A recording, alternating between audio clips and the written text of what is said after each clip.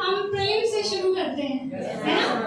तो देखो मैं कुछ मतलब आपको कुछ ऐसे पॉइंट्स बताऊंगी जो आपको मतलब की फैक्टर्स हैं कि ये चीजें हमें माइंड में रखनी है। मतलब प्रिपरेशन के टाइम हमें ऐसा प्लान करना है कि पहली बार में निकालना है ना?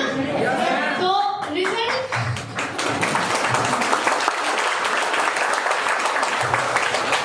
मतलब रिजल्ट चाहे कुछ भी हो वो बाद में देखा जाएगा, लेकिन हमें प्लान ऐसा ही बनाना है कि पहली बार में निकालना है, ठीक है? तो मैं कुछ की फैक्टर्स मतलब जो मुझे लगता है कि इम्पोर्टेंट है मैं आपको बता देती हूँ।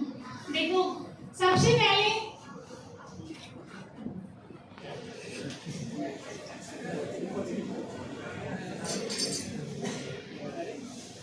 देखिए सबसे पहले सिलेबस पढ़ा होगा आप सबने? प्रिंट आउट निकाल रखा है या साइड से पढ़ा है? बस हाथ से लिखा है? हाँ ठीक है। तो सबसे पहले क्या करना है? सिलेबस। मैंने सिलेबस वेबसाइट से निकाल के और अपने हाथ से लिखा था।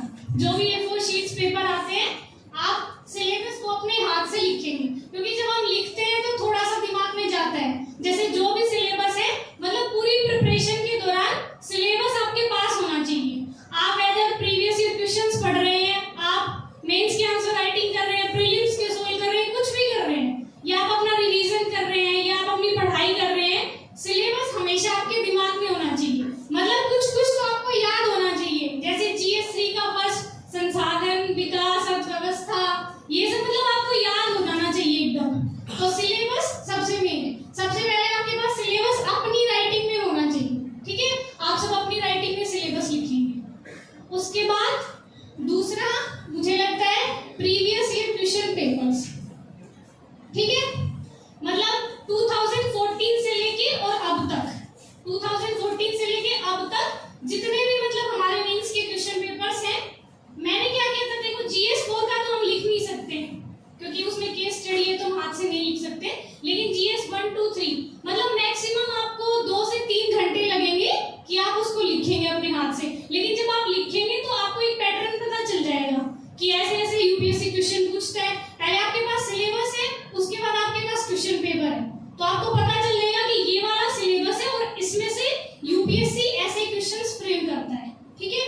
तो प्रीवियस क्वेश्चंस आपके पास होने चाहिए और अपनी राइटिंग में, ठीक है? ज्यादा टाइम नहीं लगता है, 2 से 3 घंटे लग जाएंगे, ठीक है? लेकिन उससे आपके मतलब आपको एक आइडिया हो जाएगा मोटा मोटा कि मतलब ऐसे मतलब UPSC ऐसे क्वेश्चंस पूछता है, ठीक है? उसके बाद तीसरे नंबर पे आएंगे हम सोर्सेस।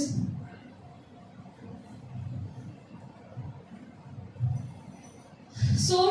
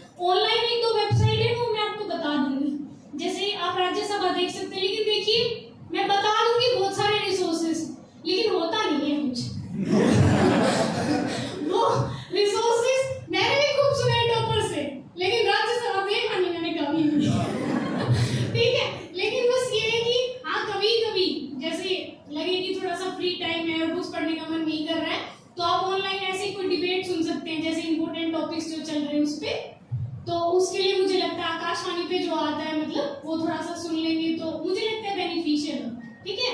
क्योंकि मैंने जो नहीं किया मुझे लगता है कि मुझे करना चाहिए था, वो भी मैं आपको बताऊंगी, तो आप वो भी कर लेना, ठीक है।